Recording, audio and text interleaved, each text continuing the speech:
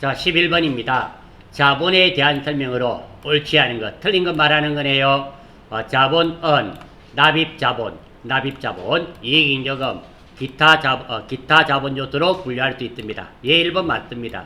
두 번째, 자본금은 발행 주식수와 주당 발행 금액을 곱한 거로 산출한다. 답은 2번이 틀렸죠. 자본금은 발행 주식수 곱하기 액면가가 되죠. 따라서 답은 2번입니다. 11번 문제는 실무로도 많이 출제되는 문제죠.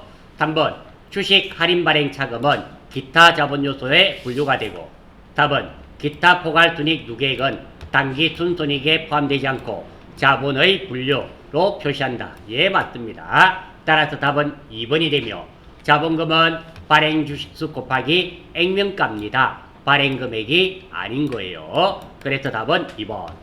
12번. 다음은 종업원 급여 지급과 관련된 거래이다. 8월 10일 붕괴로 옳은 것은 이렇게 붕괴하는 문제가 재무회계는 한 4, 5문제가 나옵니다. 이런 문제들은 꼭 맞추셔야 돼요. 한번 볼게요. 7월 25일 7월분 종업원 급여 100만원 중 소득세 4만원, 국민건강보험 3만원을 원천 징수하고 잔액은 현금으로 지급했네요. 자, 지금 보니까 급여 주는 거네요. 돈을 주는 내용 플러스 원천 징수는 예수금이 되고요. 돈을 받는 내용 플러스 원천 징수는 선납세금이 되는데요.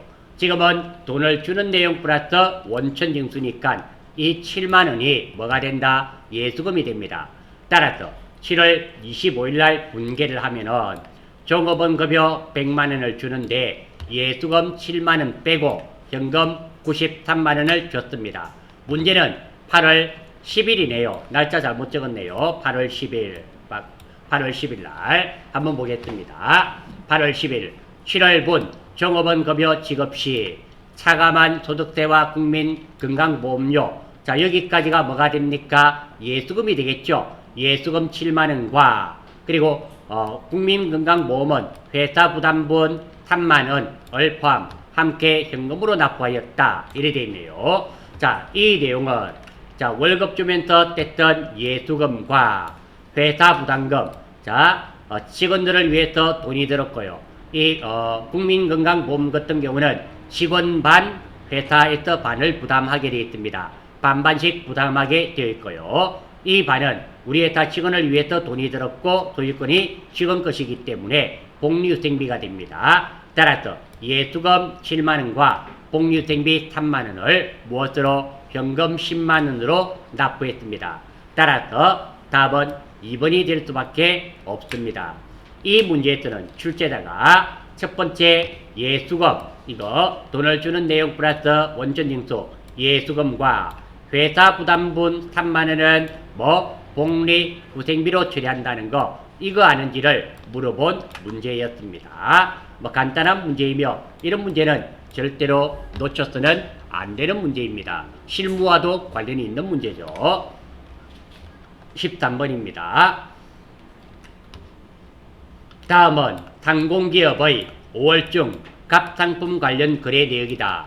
이를 통해 기말상품 재고액이 가장 높게 나타나는 재고자산 평가 방법과 회계 처리 결과에 대한 설명으로 옳은 것은, 자, 먼저 첫 번째 기말상품 재고액이 가장 높게 나타나는 재고자산 평가 방법부터 찾겠습니다. 먼저 총평균법입니다. 여기에 나와 있는 게 총평균법입니다. 단가 구하는 방법입니다. 자, 먼저 100개가 1000원짜리입니다. 100개 1000원 플러스 100개는 1200원, 100개는 1200원 플러스 100개는 1300원, 100개는 1300원 다 더해서 나누기 300개를 하면 1167원입니다. 따라서 기말상품 재고액은, 자, 어떻게 된가? 단가가 1167원이기 때문에, 자, 5월 15일 날 100개를 팔았습니다. 300개 중에 100개를 팔았기 때문에 1167원 곱하기 200개를 해서 23만 3천원이 됩니다. 총평균법으로 했을 때는 이렇고요. 다음 두 번째입니다. 선입선출법입니다. 선입선출법은 먼저 들어온 것부터 먼저 꺼내줍니다. 따라서 자, 1월 5월 1일, 5월 11일인데 5월 15일 날 100개를 팔았네요. 선입선출법은 어떤 거를 꺼내준다? 가번을 꺼내주게 됩니다. 따라서 선입선출법으로 하게 되면 남아있는 것은 나번과 라번이 남습니다. 이렇게 남습니다. 따라서 100개는 1200원, 이렇게 나번이 100개는 1200원이고요. 다음 100개는 1300원입니다. 100개 용어는 1300원. 합하면 25만원이 됩니다. 총평균법은 23만 3천원이었고요. 선입선출법은 25만원이었습니다. 다음 이동평균입니다. 이동평균은 말 그대로 평균이 이동되는 겁니다. 자, 판 시점을 기준으로 평균을 구합니다. 자, 요거 두 개의 평균을 구해요. 두 개의 평균을 구하면 100개는 1000원이고 100개는 1000원이고 요거 말입니다. 요거를 의미하게 되고 다음 100개는 1200원이네요. 100개 요거 말입니다. 요거 100개는 1200원이 되고 총 몇 개다? 200개. 나누기 200개를 하면 이것은 단가가 1100원입니다. 따라서 팔고 나면 여기서 100개가 남습니다. 100개가 남는데 이 100개는 얼마짜리를 친다? 1100원으로 치겠단 말입니다. 그래서 기말상품 재고액 보겠습니다. 먼저 100개가 1100원이 됩니다. 왜? 이동평균법으로 이용해서 이동평균이 1100원이었습니다.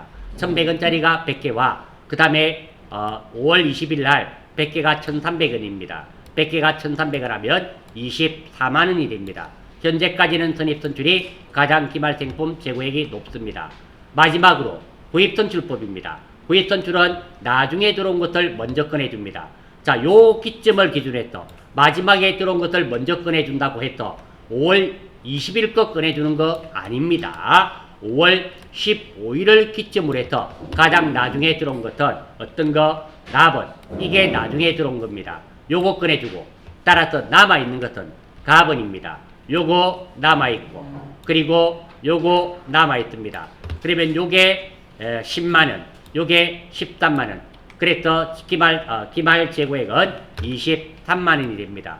따라서 이것만 가지고도 풀 수 있습니다. 지금 보니까 기말 재고자산이 가장 높게 평가되는 것은 선입선출법입니다. 선입선출법이 25만원으로서 기말상품 재고액이 가장 높습니다. 따라서 여기 보시면 답은 2번이 되겠네요. 선입선출법이며 기말상품 재고액은 25만원입니다. 물론 매출원가 구하는 것도 제가 다 구했습니다. 요거는 여러분들이 참고로 한번 보실 수 있도록 하시고 지금 문제를 풀기 위해서는 선입선출법으로 했을 때 이렇게 기말상품 재고액이 25만원이 나왔네요. 따라서 답은 2번이 되겠습니다. 14번입니다. 다음은 상공상사의 2018년 기타 포괄손익 공정가치 측정 금융자산. 그러니까 이것은 여러분들이 알고 계시는 매도 가능증권이 되겠습니다. 기타 포괄손익 공정가치 측정 금융자산은 여러분들이 알고 계시는 매도 가능증권입니다. 자, 비동에 대한 거래 내용이다. 12월 31일 결산 시 포괄손익계산서에 계상될 기타 포괄손익 공정가치 측정 금융자산의 처분 손익으로 옳은 것은 단 결산일은 연 2회입니다. 1년에 2번 하겠다네요. 6월 30일 날 결산 한번 하고 그리고 12월 31일도 결산하겠단 말입니다. 자, 이렇게 되어 있고요. 한번 보겠습니다. 자, 이 문제 조금 어려운 문제입니다. 난이도 조금 있는 문제입니다. 좀 많이 있는 문제입니다. 한번 보겠습니다. 먼저 2월 5일입니다. 거래 내용이 나왔으니까 분개를 한번 해보겠습니다. 자, 대한상사 발행주식, 남회사 주식이네요. 우리 회사는 상공상사입니다. 대한상사가 되겠네요. 천주, 남회사 주식이니까 액면가는 필요가 없습니다. 주당 7,000원에 취득하고 대금은 현금으로 지급했다. 자, 2월 5일 분개 보겠습니다. 2월 5일 날 분개, 현금 700만원이 나갔네요. 왜? 천주를 샀는데 주당 7,000원이니까 1000 곱하기 7,000 하면 700만원이 나갔습니다. 자, 이것을 우리는 무엇으로 처리하겠다? 기타 포괄손익 공정가치 측정 금융자산으로 하겠단 말입니다. 자, 제가 칸이 없어서 줄였습니다. 기타 포괄 공정가치 측정 금융자산 700만원. 그래서 2월 5일날 거래 내용을 공개를 하면 이렇게 되겠습니다. 됐고요. 다음 6월 30일 결산입니다. 이 회사는 결산을 1년에 2번 하네요. 6월 30일 지금 결산에 뜹니다. 결산 시 보유 주식에 대하여 1주당 8,000원으로 평가되었다. 이익 받네요. 내가 살 때는 7,000원짜리가 1000개였는데 8,000원이 1000개가 되니까 주당 1,000원이 올랐습니다. 따라서 6월 31일 분계 보겠습니다. 자, 기타 포괄 공정가치 측정 금융자산 평가이익 100만원. 왜? 1,000원 올랐는데 그것이 100주입니다. 7,000원에서 8,000원으로 1,000원 올랐습니다. 그게 1,000주니까 100만원. 기타 포괄 공정가치 측정 평가이익입니다. 금융자산 평가이익 100만원. 차변은 당연히 기타 포괄 공정가치 측정 금융자산 100만원. 이렇게 되겠습니다. 따라서 2번 분계입니다. 6월 30일 날 결산 분계를 하면 이렇게 6월 30일 날 분계가 됩니다. 다시 한 번 더 말씀드리겠습니다. 저는 칸이 부족해서 기타 포괄 공정으로만 적었습니다. 사실은 기타 포괄 손익 공정가치 측정 금융자산으로 적어야 되는데 칸이 부족해서 이렇게 적은 것밖에 없습니다. 여기도 마찬가지입니다. 기타 포괄 손익 공정가치 측정 금융자산 평가이익인데 칸이 부족해서 이렇게만 적었습니다. 아무튼 6월 30일 분계가 이렇게 되었습니다. 자, 2월 5일과 6월 30일 분계가 되었고요. 다음 10월 10일입니다. 자, 대한상사 발행 주식 1000주 전부를 1주당 5,500원에 처분했네요. 처분 수수료 25,000원을 제외한 잔액을 현금으로 회수하다. 자, 일단 현금 받은 것부터 보겠습니다. 자, 1000주가 5,500이니까 550만원인데 여기 또 수수료 빼고 받았습니다. 빼기 25,000원을 해야 됩니다. 빼면은 현금 547만 5천원이 됩니다. 다시 한 번 더 1000주가 5,500원에 팔았으니까 550만원입니다. 근데 수수료 빼고 받았잖아요. 그래서 수수료 25,000원을 빼요. 빼면 현금은 547만 5천원을 받았습니다. 다음입니다. 내가 준 거는 얼마짜리 준가 보겠습니다. 준 거는 자 6월 30일 날 보겠습니다. 자, 대변 나간 거 한번 보겠습니다. 대변에 나간 것은 내가 살 때는 700만 원이었는데 자, 이게 6월 30일 날 기타 포괄 손익 공정가치 측정 금융자산 100만 원, 자산이 100만 원 증가가 되었습니다. 따라서 6월 30일 날 나는 기타 포괄 공정가치 측정 금융자산이 700만 원이 아니라 6월 30일 날은 800만 원으로 보겠단 말입니다. 그래서 나는 대변에는 기타 포괄 손익 공정가치 측정 금융자산 800만 원이 됩니다. 이게 700만 원도 아니고 600만 원도 아니고 800만 원이 됩니다. 자, 다음. 자, 그러면 이거 두 개는 됐습니다. 어떤 거? 차변의 현금 547만 5천원, 대변의 기타 포괄 공정가치 측정 금융자산 800만 원. 왜? 본대 탈 때 100만 원 주고 탔다가 700만 원 주고 탔는데 6월 31일 결산하면서 자산 100만 원이 올랐습니다. 그래서 800만 원이 되었습니다. 자, 다음입니다. 자, 이렇게 처분할 때는 기타 포괄 공정가치 측정 금융자산 평가이익이나 평가손실은 상계 처리해줘야 됩니다. 지금 이게 대변에 있기 때문에 이게 차변에 이렇게 상계가 처리가 돼야 됩니다. 그리고 나머지만큼이 손실을 입었죠. 기타 포괄 공정가치 측정 처분 손실 152만 5천원이 됩니다. 자, 제가 적어두었습니다. 요겁니다. 기타 포괄 공정가치 측정 금융자산 처분 시 장부상 계상되어 있는 평가 손익과 평가 손익 요거 말하는 겁니다. 요거 말하는 거예요. 그리고 기타 포괄 공정가치 측정 금융자산을 제거해주고 그리고 기타 포괄 공정가치 측정 금융자산 요거를 제거해주고 처분 손익으로 받은 대가와 차액을 손익에 반영한다. 지금 내가 800만 원짜리 줬고 그리고 현금으로는 547만 5천원을 받았습니다. 왜? 1000주를 5,500원에 팔고 수수료 빼고 받았기 때문에 요렇게 받았습니다. 그리고 요렇게 기타 포괄 공정가치 측정 금융자산 평가이익이나 평가손실은 이렇게 반드시 상계 처리를 해줘야 됩니다. 해주고 나머지만큼 이익 아니면 손실인데 지금은 요거 다 더해봤자 600몇십만 밖에 되지 않습니다. 그래서 손해봤습니다. 기타 포괄 공정가치 측정 금융자산 125만 원을 손실을 입었습니다. 따라서 답은 2번이 되겠습니다. 자, 그게 아니라 하더라도 잘 한번 보십시오. 내가 자 중간에 이게 없다고 생각하고 한번 보겠습니다. 이거를 모른다 해가지고 이 내용을 몰라도 푸실 수가 있습니다. 어떻게? 자, 내가 살 때 얼마 주고 샀습니까? 700만 원. 받은 돈은 얼마입니까? 547만 5천 원. 그러면 700만 원에서 547만 5천 원을 빼보십시오. 그러면 손실 입었잖아요. 요만큼. 이렇게 찾으셔도 됩니다.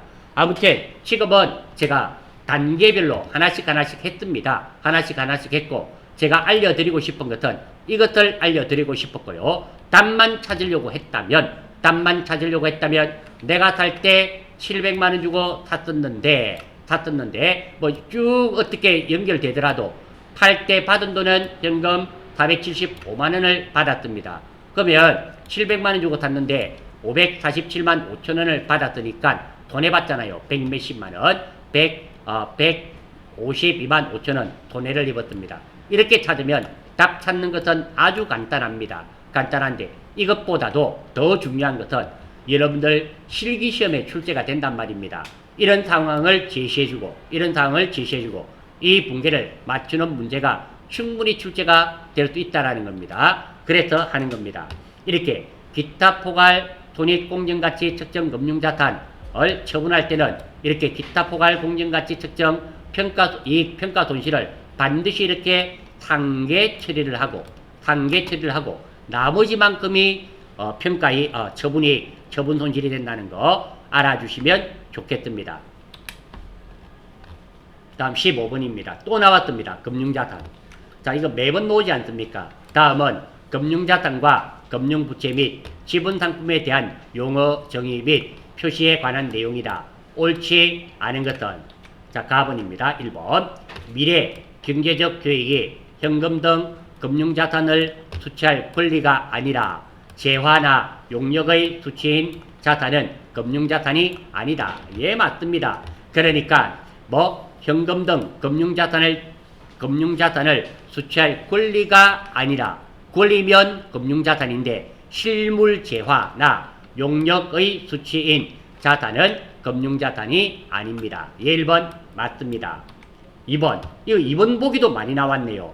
전투수익은 현금 등 금융자산을 지급할 계약상의 의무가 아니라 재화나 용역의 인도를 통하여 경제적 효익이 유출될 것이므로 금융부채이다. 자, 여기 있습니다. 전투수익은 비금융부채라고 분명히 우리가 공부했습니다. 자, 이게 제가 다시 한 번 더 적어뒀습니다. 물론 이것도 복사하기 붙이기로 제가 했던 겁니다. 자, 전투수익의 등의 부채는 비금융부채로 분류한다. 오늘도 나왔는지 앞에도 나왔는지 아무튼 나왔습니다. 따라서 답은 2번입니다. 이것은 금융부채가 아니라 뭐가 된다? 비금융부채입니다. 그래서 답은 2번이 틀렸습니다. 3번입니다. 계약에 의하지 않은 부채나 자산은 금융부채나 금융자산이 아니다. 예, 맞습니다. 계약에 의하지 않은 부채나 자산이란 말은 실물부채, 실물자산을 말하는 거죠. 예, 맞습니다. 답은 의제 의무도 계약에서 발생한 것이 아니며 금융부채가 아니다. 자, 여기에는 의제 의무라는 게 나왔습니다. 의제 의무란 계약서 등 문서로 명백하게 의무를 명시하고 있지 않다 하더라도 의무로 의지한다는 의미가 되며 의제 의무의 가장 대표적인 게 제품 보정 충당 부채가 됩니다. 그러니까 이게 무슨 말이냐면 우리가 에어컨을 샀습니다. 에어컨을 사게 되면 무상 수리 기간이 있습니다. 무상 수리 기간에 해당되는 겁니다. 우리가 에어컨을 사면 에어컨 값이 예를 들어서 150만 원이라 가정하겠습니다. 그러면 순수하게 에어컨 가격이 150만 원이냐? 그게 아니라는 겁니다. 에어컨 가격에는 무상 보정 수리 기간까지의 수리비까지 들어가 있다라는 겁니다. 회사에서는 그 수리비를 제품 보정 충당 부채로 설정하고 있고 이것이 바로 의제 의무에 된다는 거 알아주시면 좋겠습니다. 자주 쓰는 말은 아닙니다. 새로운 용어 나왔으니까 체크하셔서 요 정도 익혀주시면 좋겠습니다. 나머지 금융자산이나 금융부채는 앞에서도 너무너무 많이 나왔습니다. 요거는 반드시 익혀주셔야 되고요. 16번입니다. 사채에 관련된 문제네요. 다음 중 사채에 대한 설명으로 옳지 않은 거, 틀린 것이네요. 자, 액면 이자율이란 말은 사채에 표시된 이자율이 시장 이자율과 같으면 사채는 액면 발행된다. 즉 다시 말해서 시장 이자율이란 말은 은행 이자입니다. 그러니까 내가 발행하는 사채 이자율과 은행 이자가 같으면 액면 발행을 합니다. 예, 맞습니다. 자, 그리고 액면 이자가 시장 이자보다, 즉 내가 발행하는 사채 이자가 시장 이자보다 이렇게 높으면 할증 발행됩니다. 왜? 나는 10% 주는데 10% 이자를 주는데 은행에서는 3%밖에 안 줍니다. 그러면 차이가 생기잖아요. 이것 하면 훨씬 이익입니다. 그래서 할증 발행되고요. 반대로 시장 이자, 은행 이자는 10% 주는데 내가 발행하는 사채는 3%밖에 안 됩니다. 이렇게 낮은 경우는 할인 발행하게 되어 있습니다. 예, 1번 맞는 말이며, 이 말도 가끔 나오는 말이니까 같이 기억해 주시면 좋겠습니다. 아무튼 1번은 맞는 말입니다. 2번, 사채가 할증 발행된 경우 유효이자율법에 따라 이자 비용으로 인식되는 금액은 매년 줄어듭니다. 자, 한번 보겠습니다. 사채가 할증 발행됐습니다. 할증됐단 말은 사채 100만원짜리 주고 130만원 받았다, 이런 의미가 됩니다. 유효이자율법에 따라 이자 비용으로 인식되는 금액은 매년 감소한다. 왜? 이 사채 금액이 점점 줄어들기 때문에 이자를 주게 되고 매년 지나게 되면 상각이 일어납니다. 사채 금액이 줄어들기 때문에 그 이자 비용은 매년 감소하게 됩니다. 예, 이번도 맞는 말이며, 할인 발행된 경우는 이자 비용은 매년 증가할 수밖에 없습니다. 3번, 사채가 할인 발행된 경우 유효이자율법에 따른 사채 할인 발행 차금 상가액은 매년 증가합니다. 예, 맞습니다. 할증 발행된 경우도, 자, 요것도 오해하기 쉽습니다. 특히 3번 오해하기 쉽습니다. 사채 할인 발행 차금 또는 사채 할증 발행 차금, 이 두 가지의 상가액은 둘 다 상가액은 매년 증가하게 되어 있습니다. 그래서 오해하시는 분이 있습니다. 자, 사채 할인 발행 차금 상가액은 매년 증가한다, 이렇게 하면, 자, 할인 작게 받았단 말이죠. 할증 발행된 경우는 이게 감소한다, 이렇게 생각하시는 분이 있습니다. 아닙니다. 할인 발행하든 할증 발행하든 똑같습니다. 사채 할인 발행 차금 상가액과 사채 할증 발행 차금, 할증 발행도 마찬가지로 상가액은 매년 증가합니다. 요거 표시하셔서 꼭 좀 기억해 주시면 좋겠습니다. 4번이 틀렸겠네요. 사채가 할인 발행된 경우 손익계산서에 이자 비용으로 인식되는 금액은 현금으로 지급되는 이자보다 작다. 자, 할인 발행되었기 때문에 이자를 계속 많이 줘야 됩니다. 이자 비용은 작지만 지출되는 현금은 클 수밖에 없습니다. 따라서 답은 4번이 되겠네요. 17번, 다음 자료에 의하여 결산일 현재 재무상태표에 나타나는 자본 총액을 계산하면 얼마일까? 자, 보통주 자본금입니다. 우선주 자본금입니다. 주식 발행 초과금, 요거는 자본 잉여금이 되겠죠. 그리고 자기 주식은 말씀드렸습니다. 자본 조정으로서 자본에게서 차감하는 항목입니다. 따라서, 자, 자본은 보통주 자본금 플러스 우선주 자본금 플러스 주식 발행 초과금에서 자기 주식을 빼는 겁니다. 얘는 차감적인 항목입니다. 다 계산해보면 50만원에 9만원입니다. 59만원에서 5만원을 빼니까 54만원. 답은 4번이 되며, 이 문제는 라번입니다. 라번, 자기 주식은 자본 조정에 해당되며 얘는 자본의 차감 계정이라는 거 빼기 계정입니다. 그거 알아주시면 17번 문제도 충분히 맞출 수 있으리란 판단이 듭니다. 18번입니다. 다음은 수익의 인식에 대한 설명이다. 옳지 않은 것은 시용 판매, 체험분을 말합니다. 체험분은 고객이 매입 의사를 표시한 시점에서 수익을 인식한다. 예, 맞습니다. 2번 상품권 발행과 관련된 수익은 상품권 판매 시점에서 수익을 인식한다. 답은 2번입니다. 왜? 이 상품권 발행은 상품권이 현물과 교환되는 시점에 수익을 인식하게 되어 있습니다. 자, 이것도 너무 많이 나왔습니다. 18번 문제 2번 보기도 너무너무 많이 나왔습니다. 앞에 한번 찾아보십시오. 최소 2번 이상은 나왔던 것 같습니다. 이런 걸 놓쳐서는 안 되겠다. 답은 2번이 틀렸고, 할부 판매는 원칙적으로 상품이나 제품을 인도한 시점에서 수익을 인식합니다. 즉 다시 말해서 상품이나 제품을 넘겨준 시점에서 수익을 인식한다. 예, 맞습니다. 위탁 판매는 수탁자가, 그러니까 출판사를 말하는 겁니다. 출판사와 서점을 말하는 겁니다. 위탁 판매, 출판사는 수탁자에게, 서점에게 책을 팔아달라고 맡깁니다. 즉 성품을 제3자에게 판매한 시점에서 수익을 인식한다.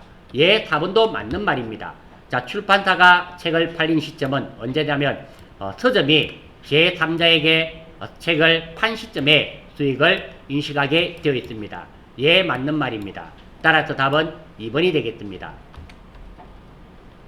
19번 또 붕괴 문제네요. 이렇게 붕괴 문제가 보통 한 4대 문제 나옵니다. 이런 거는 분명히 맞추셔야 됩니다. 한번 보겠습니다. 자, 19번 다음은 주대안의 법인세 관련 거래이다.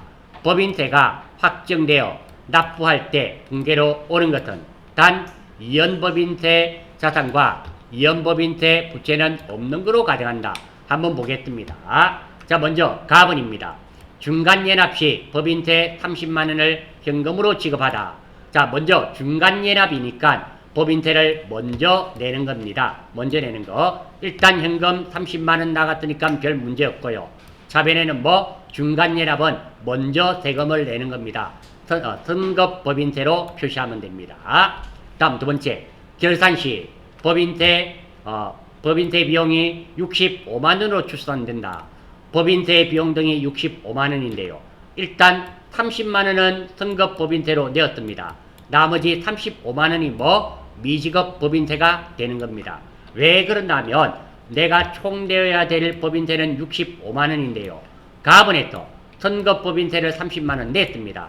당연히 이것은 먼저 냈기 때문에 빼야 됩니다.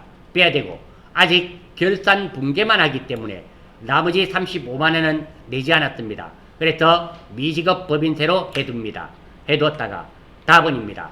법인세 비용 65만원으로 확정되어 당좌 수표를 발행하여 납부하다.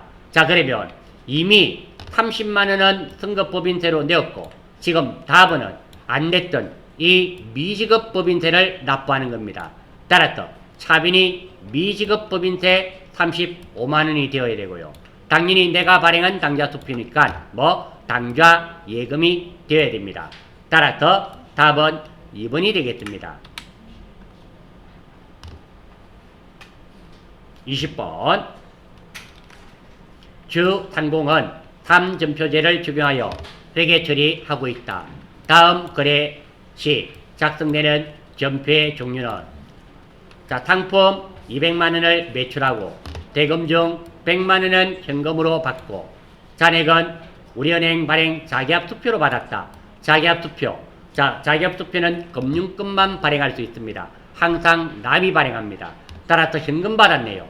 자, 이 내용을 공개를 하면 상품 매출 200만원이 될 것이며 차변은 현금 100만원, 현금 100만원 하지 않습니다. 같은 계정 과목일 때는 뭉쳐서 씁니다. 현금 200만원. 따라서 지금은 현금이 들어오는 거네요. 현금이 들어오는 거고 이렇게 현금이 들어오는 거래가 점표가 입금 점표가 됩니다. 따라서 답은 2번이 됩니다. 20번 문제는 이게 핵심이네요. 자기합 투표는 현금으로 처리된다는 거, 현금으로 이렇게 처리된다는 거, 이것만 알고 있으면 현금이 들어오는 거니까 입금 점표라는 거 쉽게 맞출 수 있겠습니다.